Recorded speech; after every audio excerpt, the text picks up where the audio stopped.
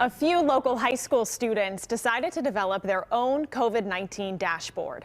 8 students from Bethel Park High School designed and worked on the site that they say is the only dashboard in the country developed exclusively by students. They join me now live over Zoom tonight to explain how the whole thing works. Thank you all for joining us tonight. My first question for you guys is, how did you all find the time to make this COVID dashboard on top of classes and just being regular high schoolers? Hey, thanks so much for having us on. So we were reached out to by Mr. Cristofano, who's here, and the new PR person for our district. And it was just kind of an idea that, hey, maybe this is a project that students could tackle. And we all know each other from doing the Pittsburgh Data Jam together. So we have a good time with this type of stuff. We like it, we enjoy it. It's really something that we're all happy to be a part of. And we just thought it was such a cool opportunity to do something great and give back to our community using these, fun, incredible data skills that we all share and love. So when someone logs on to see this new dashboard, what information will they see? Sure. So whenever you go onto the BPSD website and you hit the COVID info section, our Google Data Studio dashboard is integrated into the website. So you can see at the top like active cases just to get a general idea.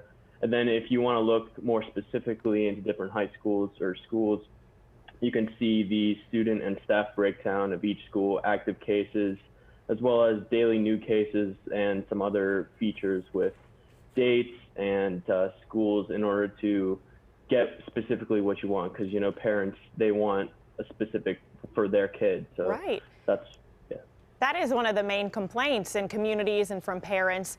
Parents, wanting to know how do they access the data. So I want to know, how do you first break down the data and how do you organize it?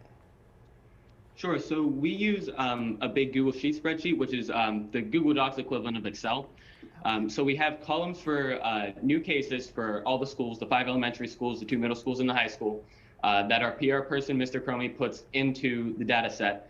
And then we have a ton of formulas running in the background behind the scenes so that it tabulates all the data and automatically populates it into the dashboard that we have embedded onto the school's website.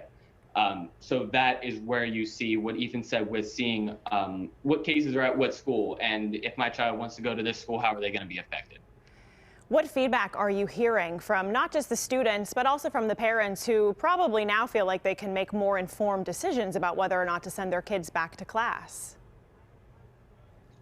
Yeah, we're definitely really happy about the feedback we've received. The page is actually the second most visited page on our district's website, with 3,800 visits in the last 7 days and over 12,000 visits since its inception. Wow. Well, I want to thank you all for taking the time to speak with me tonight, and thank you all for being so smart and for describing this like it's super easy to figure out. You give us hope for our future.